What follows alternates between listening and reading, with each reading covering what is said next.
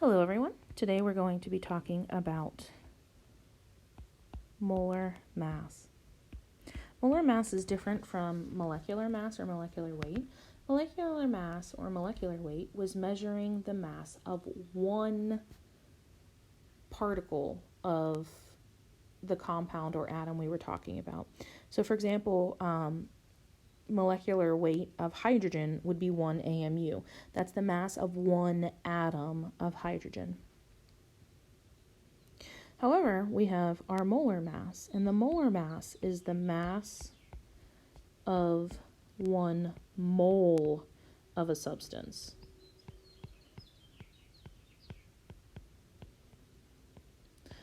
And remember that 1 mole is equivalent to 6.023 times 10 to the 23rd particles, not molecules. Well, you could say molecules here, but 1 mole is not equivalent to 1 molecule. 1 molecule would be like 1 H2O, 1 compound of H2O. 1 mole of water would be 6.023 times 10 to the 23 water molecules. So don't get those confused. When we have 1 mole of a substance, we're going to measure its mass in grams.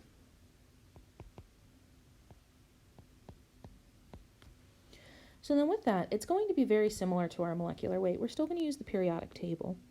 So for example, let's start with sodium. Normally if I had sodium and I asked you for the mass of 1 atom of sodium, you would tell me it was 23 AMU, atomic mass unit. Well, now I'm asking for the molar mass. And so what I'm really asking is how much mass is in 1 mole of sodium. And so 1 mole of sodium, still going to use the periodic table, it's 23 grams. So it's really 23 grams per mole, 23 grams for 1 mole of substance.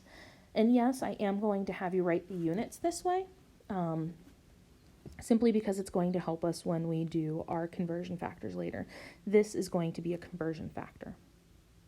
So let's do another example, our good old friend, water. So water, in 1 mole of water, I have hydrogen, which from the periodic table, hydrogen is 1 gram. However, I have 2 of them because of the subscript there.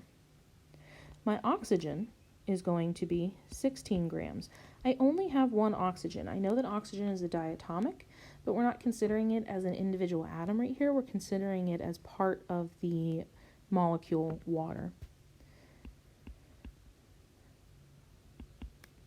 And so I'm going to have 2 grams of hydrogen contributing to the molar mass, and I'm going to have oxygen contributing 16 grams to the molar mass.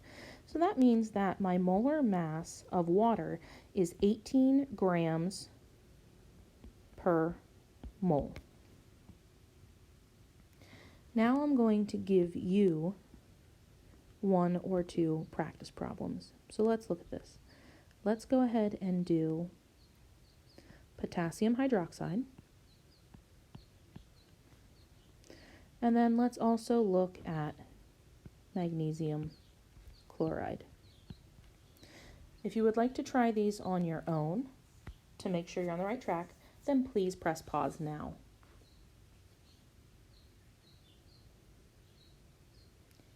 Welcome back from pause, or welcome continuing with us if you did not pause. So with this, we have potassium, and our potassium is 39 grams. Our oxygen from before is 16 grams, and our hydrogen is 1 gram.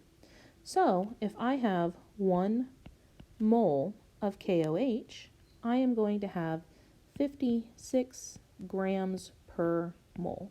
56 grams for every 1 mole. I'm going to go over to the scale in the lab, and if I was asked to measure out 1 mole of substance, I would measure out 56 grams.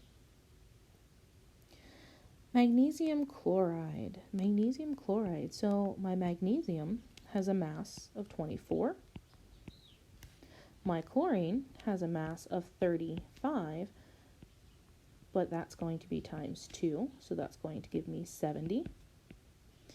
And so then when I add those together, magnesium chloride will have a molar mass of 94 grams per mole.